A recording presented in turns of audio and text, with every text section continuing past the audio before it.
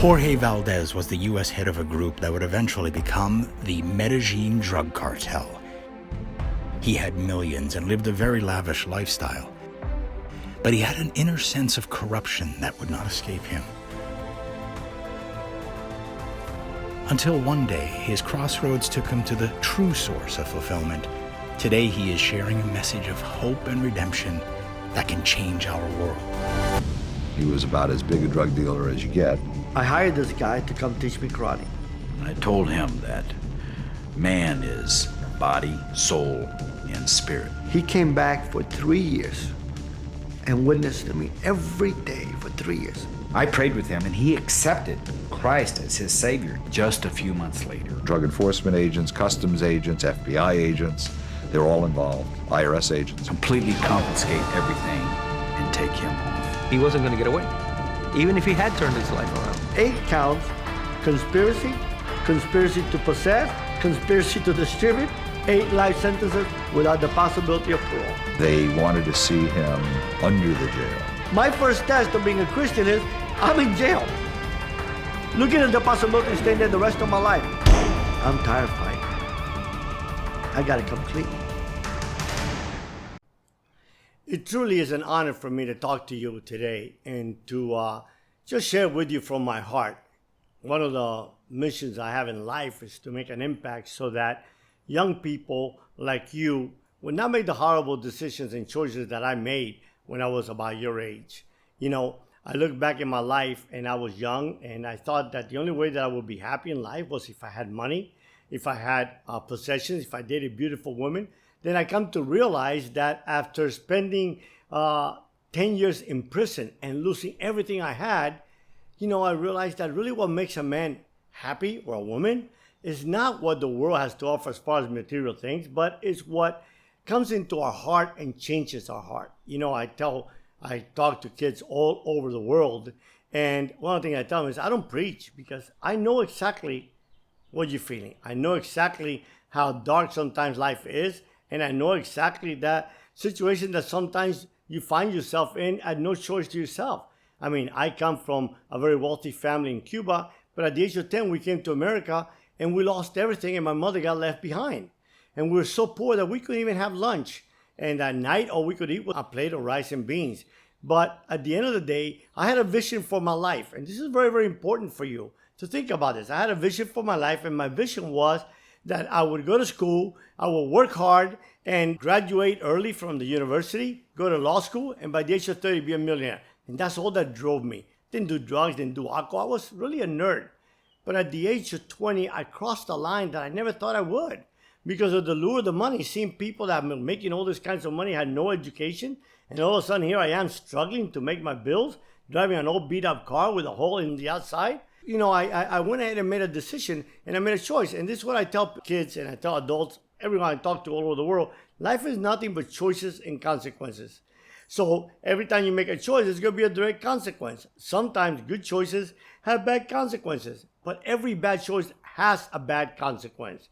So what happened is I first ended up justifying to myself that, you know, I'm just going to do this one time. And we do that. We lie to ourselves. And then that one time led to another time and another time. Then I was arrested in a Panamanian jail in Panama. At the age of 23, I was tortured for 30 days to the point every time I went to the bathroom to pee, I passed blood. But, you know, I refused to give him even my name. I went to prison for years. I was charged with heading the largest drug conspiracy in the United States. And, you know, to me, life was a joke. At the beginning, I had a lot of money, so in prison, I had a great time. But then suddenly I realized that the more that I got and the more I accumulated, the more I hurt. And the more deep down inside I made decisions and choices that really, indirectly, I just wanted to die. You know, so I went through there, I went to prison, got out, went back to the same thing, because that's where you're at right now. Where you're at right now is in a vicious circle. You'll get out of that. If you're in a youth center, you'll eventually get out. And if you don't watch it, you're going to end up in the big house like I did for 10 years.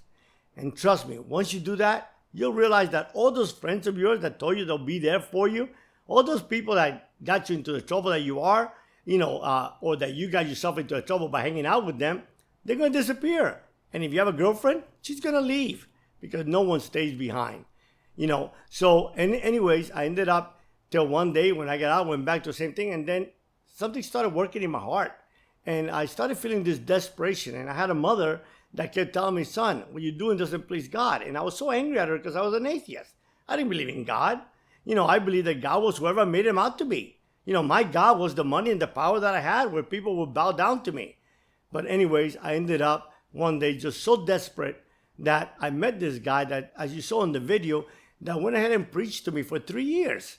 And he didn't preach anything by telling me, do this, don't do that. No, all he did was just read the Bible to me. And he had this joy and this happiness that I could not understand. He lived in a very little world. He had just a small house, an old car, married to the same woman for 25 some odd years. I lived in an enormous world. I dated the most beautiful women in the world. I had all the money. I had $1 million worth of cars. And I was miserable. I wanted to die. And then what happens is I see this guy has nothing and he's full of joy. He kept telling me, kept asking, listen, what are you so happy about? I mean, in my eyes, there was nothing he should have been happy about. He said, George, I have an intimate relationship with Jesus. I couldn't understand that. Number one, I had thousands of people around me. I could never have a relationship with them. And number two, if there was a Jesus, what was that all about? But, he just kept telling me that. And he kept showing me how joyful he was. And I was looking at him. I wanted him to fail. Anyways, till one day, it was September 1st of 1990. I remember it was my final divorce and my wife was dragging my baby out. And I was so desperate and I was just so in pain that I went into my room and I said the following prayer.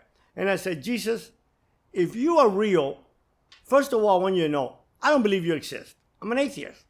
Number two, if you are real, you're probably looking at me and say, George, you're so bad. I don't want you up here. But if you are real, change me. And if you do, I'll die for you. But if you don't, I'll spend the rest of my life telling the world what a fake you are. 3 months after that, my life went from bad to worse. I was arrested again. The government could not take it that I had walked away a multimillionaire living a playboy lifestyle. And I forfeited over $60 million because I could not continue to lie. See, the beginning of healing in life is coming clean with your life and, asking those that you have hurt for forgiveness. I know I was tired of fighting the government. I've been fighting them for 15 years. I spent millions and millions of dollars and I just couldn't win. You need to hear that because I remember what this agent said to me when he picked me up from Panama. He said, George, every Friday I get a paycheck. I don't give a damn how many times you get away with things. I'm going to tell you something. You are going to go in front of a judge. And that judge is going to say, United States of America versus Jorge Valdes. Son, that United States is $300 million against you. You cannot afford to get caught once. At the end, I looked back. I had made a choice. And I decided that I was going to come clean. I was going to face whatever consequence was coming my way. But I wanted a new beginning. And you too want a new beginning. See, sometimes we feel that we've done things so bad that there's no hope for us. There is hope. Tremendous hope. Because the truth is that we are not defined by our past. We are defined by the choices we make once we come clean and once we end up admitting that, by ourselves, we cannot do nothing. So I decided to follow this Jewish carpenter. I began to read the Bible, not because I believed in the Bible or I believed in God, but as a historical book. And then I began to read as a moral book because the New Testament is full of moral stories. And then an old guy visiting the jail came to me and said, you want to be set free? I'm saying, you know what? That's the stupidest question anyone can ask someone in jail. Of course. He said, read 10 chapters of the Bible a day. And I said, well, I'm going to start reading 20 in case this math is no good. So one day I made a choice to cross a line. The consequence was 10 years of my life, 3 broken marriages, ruined. And coming out at the age of 40 from prison with a label that said convicted felon, do not hire me, with no money, not knowing how I was even going to eat. But I had made now a different choice. And the different choice was that I was going to give my life to this unknown God. See, sometimes we don't believe that Jesus is real because we can't see him. Well, the truth of the matter is we can't see air, but we breathe. Look, it took a long time. When people tell you that you give your life to God and everything becomes wonderful overnight, well, perhaps for you, but not for me. It was horrible. But here's the key, and this is what I want you to think about really, really hard. The reason I didn't turn back to my life was because when I decided to change and to give my life over to God, it was because I ran out of choices. See, you haven't run out of choices because here you are, you're young. You still think that you can control the world. You think that nothing's going to hurt you, that you're invincible. Deep down inside, you're hurting, just like everybody else, just like I was. And I was so powerful. Trust me, you'll never ever imagine having the money and the wealth I had. Because if you do, then you'll realize it won't bring you any bit of joy. So look at the situation where you're in right now and make a different choice. Look at yourself and tell, you know what? I just can't go back to where I came from. I got to break this vicious cycle. This cycle that it keeps incarcerating all of us. And if you're a person of color, you know, the odds are so much against you. The truth is that today, society wants to see you locked up. Not because you're a person of color, anybody. And this is the thing. Society does not forgive you once you make a mistake. And you pay for it. And if you make it 3 times, you're going to get a life sentence. But God does. He forgives you. And He will meet you right where you're at right now. He's not going to say, hey, John, Bill, Susie, whatever your name might be, change your life and then I'll come and change your heart. No. He says, I will change your heart just right where you are. Because the truth of the matter is that He loved me so much as He loves you that He died for me. Couldn't understand that. Why would a good God die for me when I was a drug lord, when I had done all the horrible things you can ever imagine in this world? Why? Because He created me and He created you. Perfect in His image. The choice that you and I have made us ugly. But today, you have a chance at a new choice. The same choice I made September 1st, 1990. The choice that, yes, I struggled for a lot of years, but I stood the course. I created a vision for my future. I wanted to work. I wanted to earn a trade. I wanted to start a career. I wanted to be able to support my family, put my children through college. And I did. I ended up earning a Ph.D. and became a very respected scholar. And then one day I got convicted that I wanted to be present in the life of my children who lived in Georgia. I was living in Chicago at that time, teaching at the university. So I moved. I didn't know how I was going to even support my family. I started cleaning houses. Imagine a guy that had been a multimillionaire since the age of 20. A guy that had a doctor's degree in theology, now cleaning toilets and carpet. I didn't care because you know what? There is no dishonor. In anything you do in life, the only dishonor for me is not earning, a legal paycheck to help support your family. That's the dishonor. So I did whatever it took, whatever job came from me. I remember a guy telling me, clean my toilet bowl, I'm going to sell this trailer. The toilet bowl was full of horrible stains. But I did, and I did it with pride. Because God tells me, do everything to my glory and do it to the best of my ability. So I did. And little by little, things started to change. And things started to go the right way. And I ended up building a company that I sold for millions of dollars, and I retired at the age of 56, a millionaire. I live a great life. I drive a Rolls Royce, but it's all legitimate. And I can tell my story to the whole world. I can go to Congress. I've spoken before Congress. I've spoken before the President of the United States. I've spoken before the Senate. And everybody respects me now. Because the beauty about God in America is that, yes, they'll crucify you when you mess up. But when they see that you're genuinely repentant, America is the most forgiving country in the world. And you'll have a chance. Don't let your friends tell you how corrupt the system is. So what? You are the author of your own destiny. Not your friends, not the government, not anyone. You and God. So today, my friend, make a different choice. Decide to start changing your life.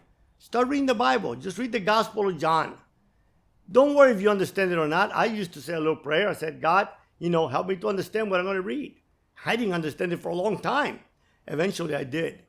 And when I did, things started to make sense. My vocabulary changed. My life changed. So make a different choice. Don't let the path that you're in destroy your life. There is hope. There is redemption. You are created to be great. The future is in your hands. You can be anything you want to be if you're willing to sacrifice, work hard, and pay the price. Yes, working at McDonald's or working like I did for $10 an hour cleaning toilets was not this money that I made when I was making $1 million a month. But it didn't matter because that $10 an hour, no one was going to take it from me. And that $10 an hour was going to buy a meal for me and my family. Little by little, things got better. But it all started with me making a choice to no longer follow the life I lived, but to turn my life over to a good God that loved me, changed my heart. We don't understand how it works, but just trust me that God loves you. You're special. And when the world has turned their back on you, he never will. And he'll strengthen you. And he will help you overcome any obstacle. Just stay the course. So come clean, turn your life around, and tell yourself that you just cannot go back to the life that you've been living. Because that life is going to end up in you in prison for the rest of your life or dead. So my brothers, my sisters, my prayer for you is that you make a different choice today. A choice that's going to have a great consequence. That you trust me because I've been there. I've been where you're at and worst. And today, I'm married to a beautiful woman for 24 years. I got 6 amazing children, 5 grandchildren. I live a great life because I made a choice in 1990 to give my life to someone that I did not believe existed. It was all by faith. God bless you. I'll pray for you. And I love you. And God loves you.